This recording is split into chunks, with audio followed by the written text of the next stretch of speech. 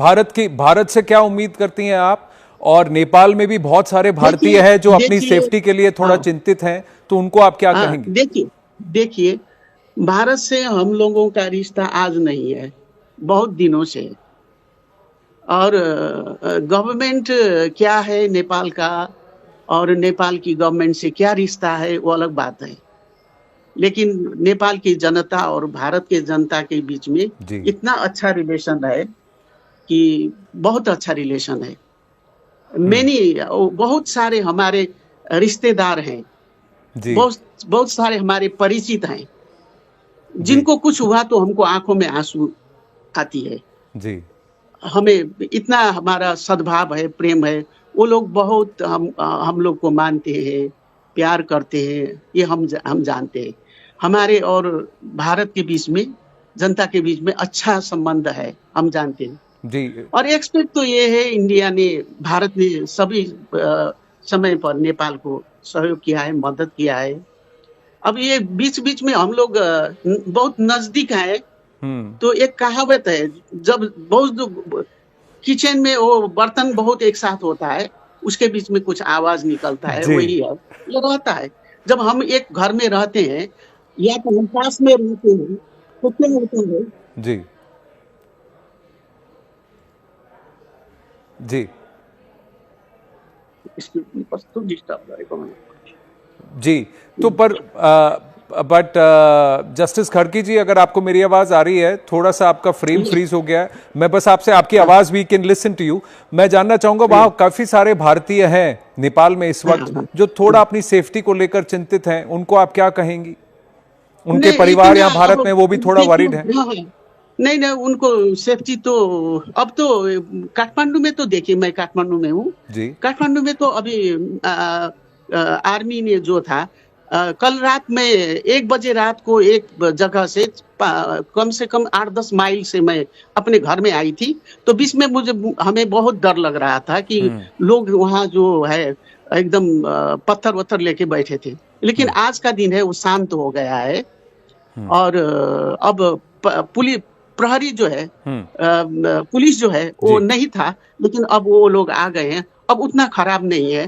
अब ये जो होता है ना, ये कुछ इधर उधर का मास में बीच में कुछ न कुछ होता है, आपस में टकराव होता है, इस तरह का संघर्ष होता है, कुछ न कुछ तो असर होता ही है, सभी को असर हुआ है। अब देखिए 20 स्टूडेंट जो है, गर्ल्स स्टूडेंट, बॉयज स्टूडेंट मारे गए, देखिए कई तो सेकेंड डे भी मैं जब हॉस्पिटल में बच्चों को देखने गई थी तो वहाँ गोली चल रहा था जी। सेकेंड डे उस दिन भी मारे गए। अब ये थोड़ा बहुत होता है, लेकिन जिसको कुछ हुआ है उनको कम से कम उसको क्षतिपूर्ति देना चाहिए उनको। अभी भी वो लोग कहेंगे तो आर्मी बहुत कॉन्शियस है, आर्मी ने बहुत अच्छा से संभाल लिया है जी। आपके साथ कुछ और भी नेता हैं, कुछ लोग हैं जो जुड़ेंगे इंटरिम व्यवस्था को संभालने के लिए?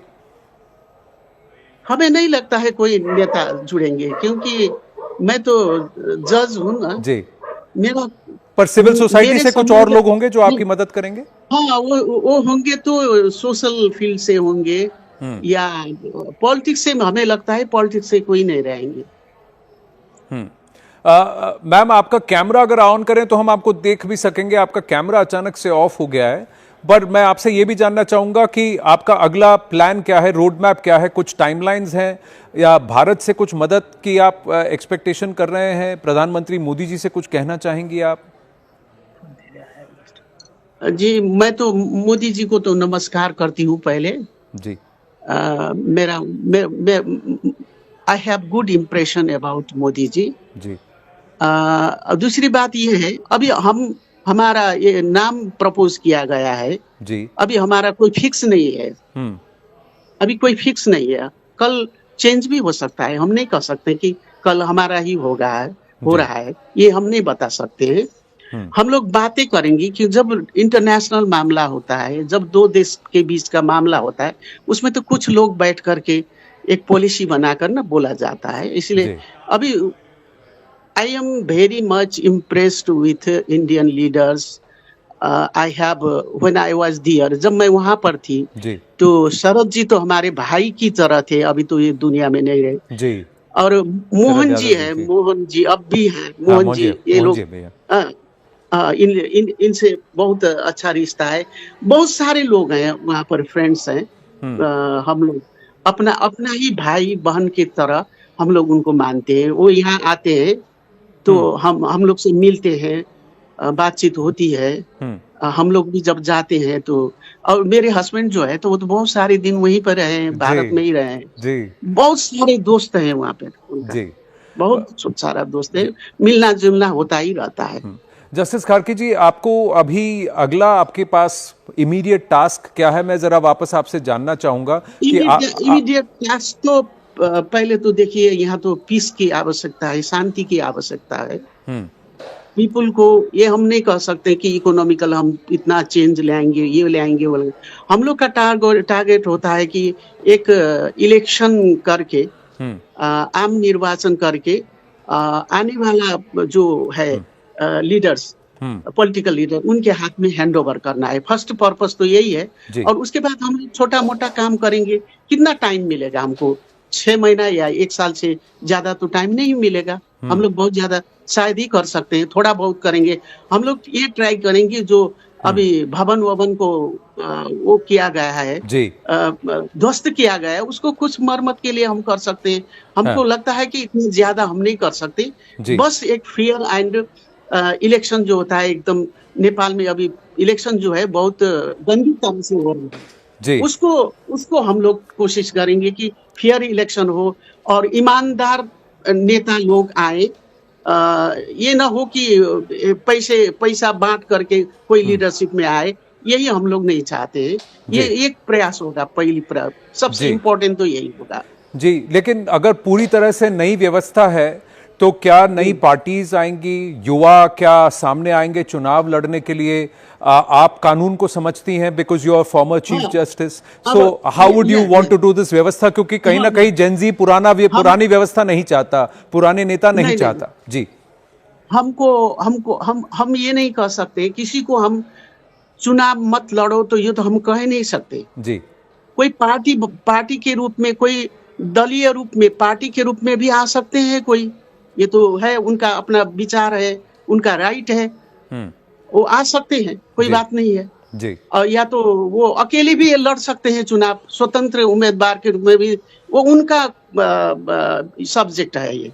जी अब इसी बीच अभी जो इस किस्म का एक यहाँ पर एक ध्वंस हुआ है, वो ध्वंस के बीच में हो सकता है कोई नया पार्टी निकल के, वो ताकतवर पार्टी बन के, यंग यूथ का पार्टी बन के कोई खड़ा होगा। जी तो वो ऐसे आ भी सकते हैं, या हो सके पुराने नेताओं ने अपना जो यंग जनरेशन है, पुराने नेता यंग जनरेशन है, वो जनरेशन, यंग जनरेशन, वो लोग कुछ सुधर के आएंगे, जनता को खुश रखेंगे, जनता का काम करेंगे, जनता का भलाई सोचेंगे, तो ये भी ठीक है। जी हमारा तो ड्यूटी बस। आपको क्या लग रहा है, 1-2 महीना लगेंगे, 3 महीना लगेगा चुनाव को करने के लिए, थोड़ा सा स्थिति को कंट्रोल करने में, या उससे पहले हो सकता है? चुनाव करने के लिए तो देखिए लगेगा टाइम। एक तो आपने देखा है अभी जो 2 दिन में जो तोड़ फोड़ यहाँ भी नहीं हुआ है, बाहर भी हुआ है जी, ये राजधानी के बाहर भी हुआ है जी। अब वो समस्या है ना।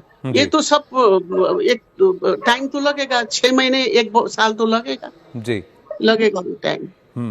इस बीच में लेकिन बात ये है कि हम लोग लंबे तक नहीं रहेंगे। After all I am a जज, yes, I don't know politics, you know. जी, I work 40 years as a lawyer, right, 31 year lawyer, and 10 years I work as a judge. Right, I do not have political knowledge. Right, So I have not to fight being a politician. और ये मेरी उम्र भी नहीं है। मैं तो जल्दी से जल्दी चाहूंगी कि एक अच्छा निर्वाचन, स्वतंत्र, स्वच्छ। आपके यहाँ एक थे ना पहले, थे ना एक बहुत नामूद दक्षिण भारत के टीएन शेषन जी, उस टीएन शेषन की तरह हम लोग चाहते हैं कि चुनाव निर्वाचन करा दे, अच्छे अच्छे लोग आए, वो काम करे, जल्दी से जल्दी हैंड ओवर कर दे, यही रहेगा। हम लोग का कोई पॉलिटिक्स में रह के कोई स्वाद लेना तो नहीं है, खाना नहीं है वहाँ पे। जी जी, पर भगवान नहीं, आप भगवान पशुपतिनाथ आपको लंबी उम्र दे। जी जी जी, मेरी उम्र तो स्वतः एक यानी कि आराम करने की उम्र है। नहीं, लेकिन एक आप, क्योंकि आप ट्रू ब्लू नेपाली हैं, आप नेपाल के इंटरेस्ट को सामने रखती हैं, आप चीफ जस्टिस रह चुकी हैं। देखिए, नेपाल का सबसे बड़ा पर्यटन एक बहुत इंपॉर्टेंट एस्पेक्ट है, टूरिज्म। अब एयरपोर्ट्स बंद हो गए, इस तरीके का हो गया situation, so you will want that to return to normal at the earliest. तो are you going to give that priority, ma'am? And do you have support of the army and the police and all of them? बात ये है, आप सब दिखते हैं ना, आप यहाँ क्या कमी है, यहाँ क्या है, वो तो आपने देखा है। आपने, मैं आपको धन्यवाद भी दूंगी कि आपने इतना बड़ा समस्या नेपाल में आपने बता दिया जी। मैं तो आपको धन्यवाद भी दूंगी कि बहुत अच्छा आपने सुझाव दिया है जी। ये भी है, कम से कम अब देखिए सब विदेश में जाते हैं, यहाँ कृषि में कोई काम नहीं करता, यहाँ खाने के लिए लाले पड़े हैं, वो भी समस्या है जी। समस्या है, वो तो हम लोग को वो भी देखना है जी।